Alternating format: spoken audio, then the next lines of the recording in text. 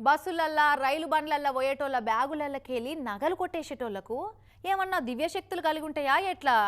లేకుంటే మన బ్యాగుల బంగారం ఉందన్న సంగతి వాళ్ళకి ఎట్లా తెలుస్తుంది? అసలు ఎట్లా కనిపెడతారు? సరిగ్గా ఏడ దాచిపెట్టినామో వాళ్ళకి ఎట్లా తెలుస్తుంది? ఎట్లా అంత పర్ఫెక్ట్ కొట్టేస్తారు?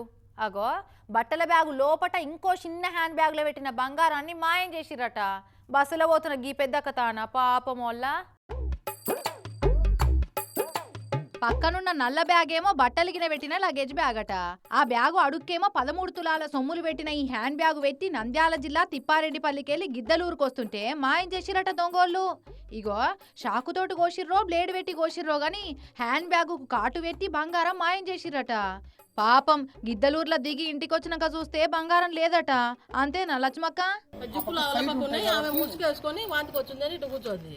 ఇంకొక ఆమె ఏం చేసింది, ఈడ సీటు మీద కూర్చుంది. ఆమె చేతిలో కవర్ నా బ్యాగ్ మీద పెట్టింది.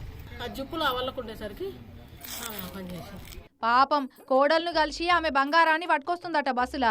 ఇంతలే ముగ్గురు ఆడోళ్ళు వచ్చి పక్కపోటి కూర్చున్నారట. అందులో ఆమె కింద కూర్చొని ఈమె బ్యాగు మీద ఆమె బ్యాగు పెట్టిందట. కానీ బస్సు దిగినాక అర్థమైంది అక్కకు వాళ్ళు పెట్టింది బ్యాగు మీద బ్యాగ్ కాదు, బంగారం మీద నిఘా అన్న సంగతి. పని అయిపోయినాక దిగుతామని చెప్పినా స్టేజ్ రాకముందే దిగిపోయిరట. అప్పుడన్నా చూసుకుంటే బాగుండు, కానీ ఇంటికి పోయేదాకా చూసుకోలేదట పాపం. వాళ్ళ కాడ ఏముంది, ఇట్లా పట్టుకుండేది బ్యాగ్ ఒకటి ఉన్నది. ఆ బ్యాగ్ వచ్చేసి నా బ్యాగ్ మీద పెట్టింది. నా బ్యాగ్ మీద పెట్టింది. ఇంకొక ఆమె ఆడ బ్యాగ్ ఆడ వల్ల కూర్చుంది, నేను ఈ వల్ల కూర్చున్నా. ఇంకా ఆమె ఎప్పుడు మిస్ చేసిందో ఏమో. వాళ్ళు ఫస్ట్ గిద్దలూరు అని చెప్పిండ్రు, దిగడము దిగమెట దిగిండ్రు. మేము ఇంటికి పోయి చూసుకుంటే లేదు. నయ్యం అత్త కోడలే కలిపి మొత్తం 20 తులాలుంటే కోడలు 13 తులాలు వేరే, ఈమె 7 తులాలు వేరే పెట్టిందట. కోడలు నగలు పోయినాయి, అత్తయ్య మిగిలినాయి. పాపం నీ నగలు పోయినాయి అన్న సంగతి కోడలికి చెప్తే ఆమె ముఖచిత్రం ఎట్లుంటదో అని ఊహించుకొని ఎంత భయపడుతుందో.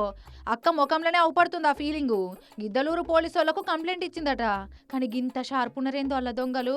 బ్యాగుల బంగారం ఉందని కనిపెట్టుడేందో, కండ్ల ముంగట్నే కొట్టేసుడేందో కదా.